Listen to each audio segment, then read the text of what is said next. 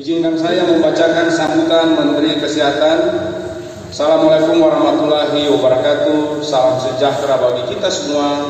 Om Swastiastu, Namo Buddhaya, salam kebajikan.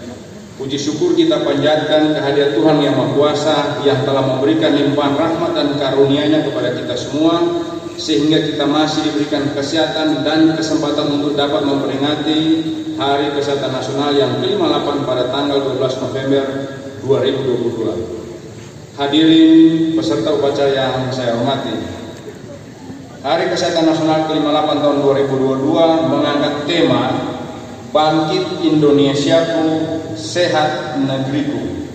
Tema ini dipilih untuk menggambarkan bangkitnya semangat dan optimisme seluruh lapisan masyarakat Indonesia yang secara bersama, bahu-membahu dan bergotong royong dalam menghadapi situasi kesehatan di masa pandemi COVID-19, sehingga masyarakat Indonesia dapat kembali beraktivitas dan produktif agar Indonesia kembali bangkit dan kembali sehat. Tantangan yang kita hadapi sangat berat. Semua negara di seluruh dunia sedang menghadapi ujian. Krisis kesehatan akibat pandemi COVID-19 belum sepenuhnya pulih. Saya ulang lagi. Krisis kesehatan akibat pandemi COVID-19 belum sepenuhnya pulih. Namun, di tengah-tengah tantangan yang berat, kita patut bersyukur Indonesia termasuk negara yang mampu menghadapi krisis global ini. Indonesia termasuk negara yang berhasil mengendalikan pandemi COVID-19. Termasuk 5 besar negara dengan vaksinasi terbanyak di dunia, dengan total 442 juta dosis vaksin telah disuntikan sampai dengan Oktober 2022. Meskipun begitu, kita tidak boleh lengah. Sejak bulan Oktober kita telah mendeteksi adanya kenaikan kembali COVID-19. Data kematian menunjukkan 4 dari 5 pasien meninggal belum divaksinasi booster. Proporsi pasien yang meninggal akibat COVID-19 3 kali lebih banyak pada kelompok lansia dibandingkan dengan yang bukan lansia. Oleh karena itu, mari terus kita ingatkan masyarakat untuk melengkapi vaksinasi COVID-19 dengan booster. Dalam menghadapi pandemi COVID-19 yang melanda seluruh dunia, bangsa Indonesia telah membuktikan dirinya sebagai bangsa yang tangguh. Masyarakat dusun dan kampung saling melindungi dan saling berbagi. Ulama, tokoh agama, dan tokoh adat aktif mendampingi masyarakat. Organisasi sosial keagamaan bergerak cepat membantu masyarakat. Tenaga kesehatan, TNI, Polri, dan jajaran birokrasi saling bersinergi. Lembaga-lembaga negara juga mendukung pemerintah dalam menghadapi ketidakpastian ini. Karakter bangsa Indonesia sebagai pejuang, saling peduli, bergotong royong merupakan modal utama kita bisa segera mengatasi pandemi ini. Hadirin peserta upacara sekalian, meski dihadapkan pada prioritas penanganan COVID-19, pada saat yang sama pemerintah juga telah dan terus melakukan upaya penanganan masalah kesehatan lainnya yang merupakan program prioritas nasional, seperti penurunan angka kematian ibu (AKI) dan angka kematian bayi (AKB), menurunkan angka stunting pada balita, memperbaiki pengelolaan jaminan kesehatan nasional (JKN), serta meningkatkan kemandirian penggunaan produk farmasi dan alat kesehatan dalam negeri. Pandemi juga menjadi momentum bagi pemerintah untuk terus berbenah, melakukan transformasi pada sistem kesehatan di tanah air. Kementerian Kesehatan saat ini sedang melakukan transformasi sistem kesehatan yang berfokus pada 6 pilar untuk mewujudkan masyarakat yang sehat, mandiri, produktif, dan berkeadilan, sekaligus sebagai bentuk kesiapan pemerintah dalam menghadapi masalah kesehatan di masa yang akan datang. Nah, tolong diperhatikan, ada fokus 6 pilar.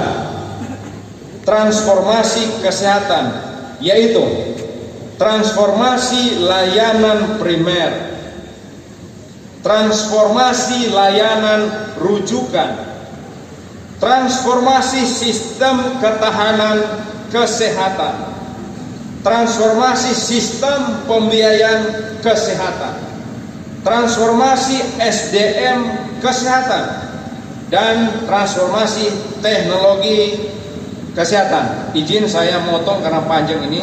6 pilar itu saya pikir ini akan dijabarkan nanti dengan kegiatan-kegiatan yang akan dilakukan oleh jajaran kesehatan.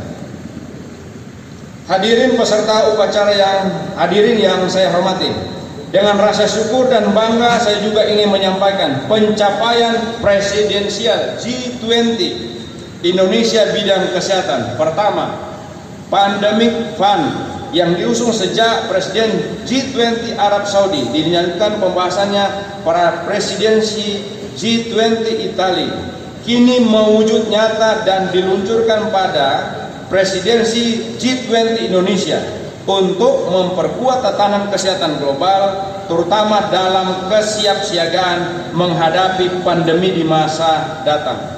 Gagasan besar yang menumbuhkan energi, gagasan besar yang membutuhkan energi dan koordinasi para pemimpin dunia dari sektor ekonomi dan kesehatan kini menjadi nyata. Kedua, selesainya evaluasi independen terhadap inisiatif ACT Accelerator untuk memastikan akses negara ke sumber daya kesehatan dalam menanggulangi pandemi di masa depan. Ketiga, presidensi G20 Indonesia telah membuat kemajuan dengan mengajak negara anggota G20 memberikan fokus perhatian yang berkelanjutan pada surveillance genomic patogen sebagai bagian penting dari pencegahan dan kesiapsiagaan pandemi.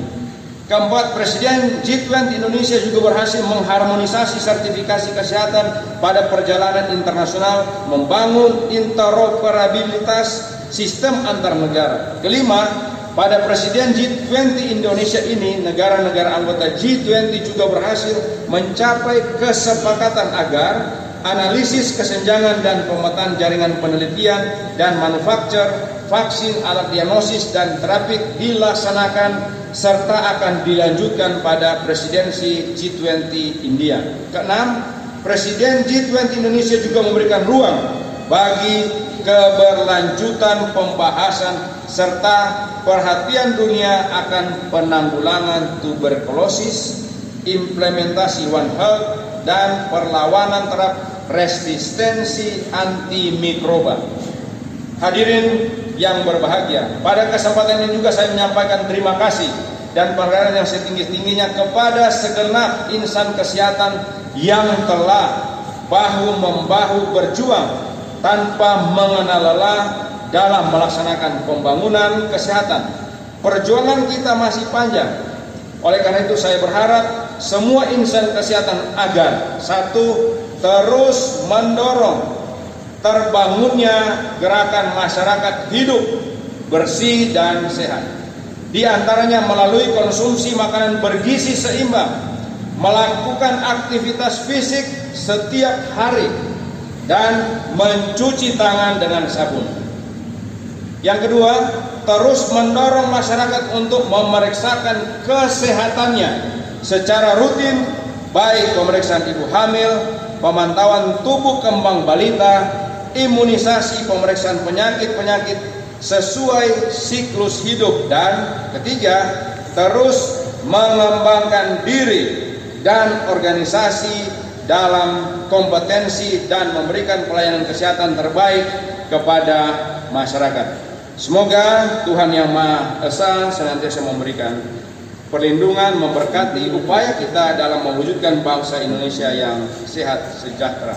Selamat Hari Kesehatan Nasional, bangkit Indonesiaku, sehat negeriku. Terima kasih. Assalamualaikum warahmatullahi wabarakatuh. Om Santi, Santi, Santi Om. Namo Buddhaya.